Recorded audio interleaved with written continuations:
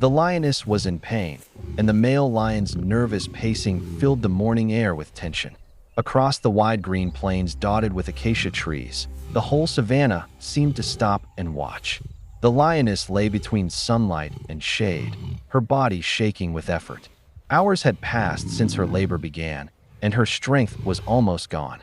Her loud roars had turned into weak groans, her eyes dull and tired. She pushed again and again, but nothing changed. Her body was giving up. A few meters away, the male lion circled endlessly. His golden mane shimmered in the morning light, but his power meant nothing here. Each time he paused beside her, he nudged her softly with his massive head, a silent plea she could not answer. His low growls rolled through the air, not of anger, but of fear. For once, the king of the savannah was powerless against a battle he could not fight. The stillness of the grassland turned heavy, each moment stretching into eternity. Far beyond the horizon, a distant hum broke the silence, the faint sound of a vehicle approaching. It grew louder, drawing closer across the dusty plain until a khaki jeep appeared, its paint blending into the land. Inside sat Ranger David Kamau, a veteran wildlife rescuer known for his steady hands and unshakable patience. He was on his routine, morning patrol, when the faint cries of distress carried through his radio receiver. Now, as the scene came into view, his expression hardened. He stopped the engine, lifted his binoculars, and immediately recognized what he saw. A lioness locked in prolonged labor, a fight against time and exhaustion. David knew the odds. In the wild, a lioness unable to give birth rarely survived, and neither did her cubs. Every instinct warned him to stay back. A wounded lioness was dangerous, and a protective male even more so. Yet something in the male's movements made him hesitate. The lion's eyes never left his mate. His growls were low, not directed at David. For a brief, surreal moment, man and beast shared the same realization. They were facing the same enemy. Death. He climbed down slowly, his boots crunching softly against the dry earth. With every step, he kept his gaze low, moving without sudden gestures. His red medical kit glinted in the sun as he knelt a few meters away. The lion watched him but did not move closer. The air between them pulsed with tension, a fragile truce forged from desperation.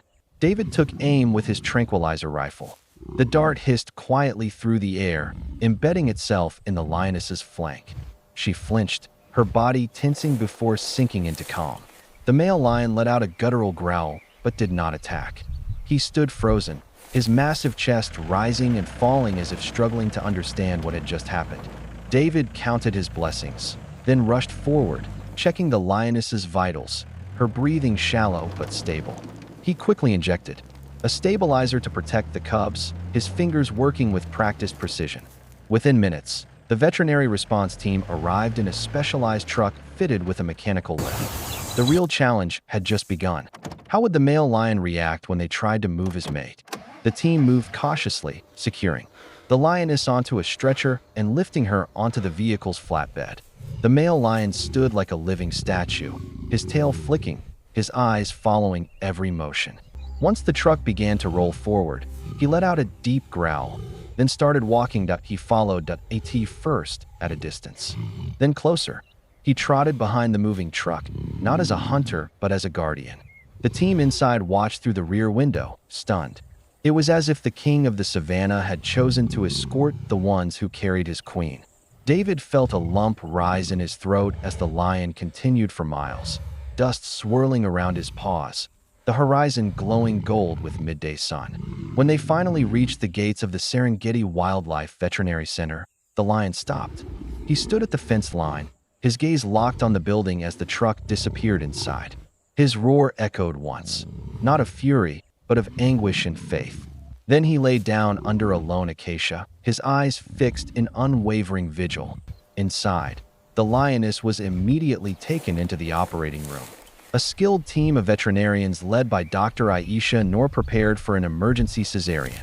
The atmosphere was tense, surgical instruments gleaming under bright lights, machines humming softly in the background.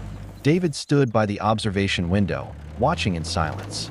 Beyond the glass, he could still see the faint silhouette of the male lion outside, motionless in the grass, a a guardian at the threshold between two worlds. Time crawled.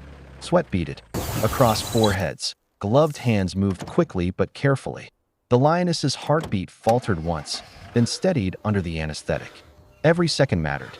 Then, after what felt like forever, a faint cry broke the sterile quiet. Then another, and another. 4 cubs, alive. Doctor.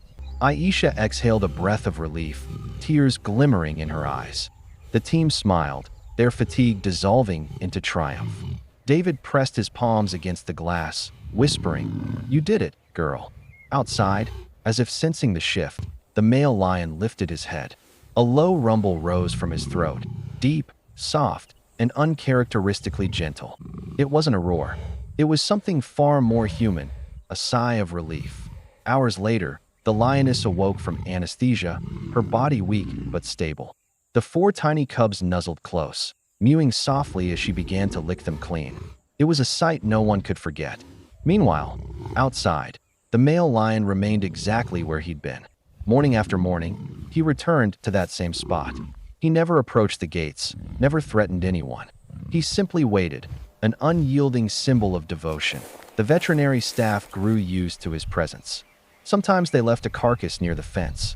Sometimes, late at night, they'd hear his low calls echo through the darkness, answered faintly by the lioness from her recovery pen.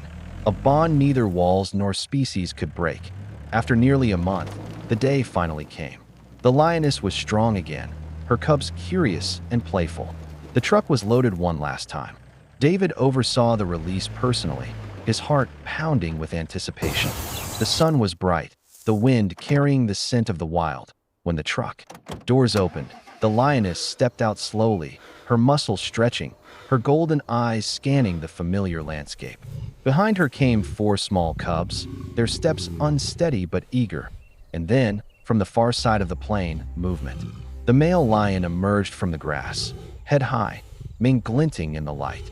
He walked toward them with cautious grace, the earth vibrating beneath his paws. The rescue team fell silent, watching the scene unfold from a safe distance. The lioness saw him first. She froze, her tail flicking once. He approached, lowering his head. Instead of roaring or asserting dominance, he leaned in gently and pressed his muzzle against hers. The gesture was slow, tender, a greeting, a promise, a reunion. Then, one by one, he sniffed each cub. The first flinched, then squeaked, rubbing its tiny head against his mane. The great lion exhaled softly, lying down beside them, his tail curling around the little ones as if to say, "You are mine too." Tears stung David's eyes. He stood still, his voice breaking as he whispered, "That's what love looks like, even out here." The lions stayed together under the acacia tree, the cubs tumbling over their father's paws while the mother rested her head against his chest. The golden savanna glowed around them, the sound of their low breaths mixing with the wind that in that moment. Man and beast shared something beyond understanding. The truth that courage and compassion are not bound by species. David turned back toward his jeep, his chest tight with emotion. Behind him, the family of 6 lay together in the grass, whole again. For the ranger, the miracle was not only that he had saved them, but that, for one brief moment, the wild itself had trusted him. And as he drove away, the soft roar that followed seemed less a farewell and more a thank you carried on the wind.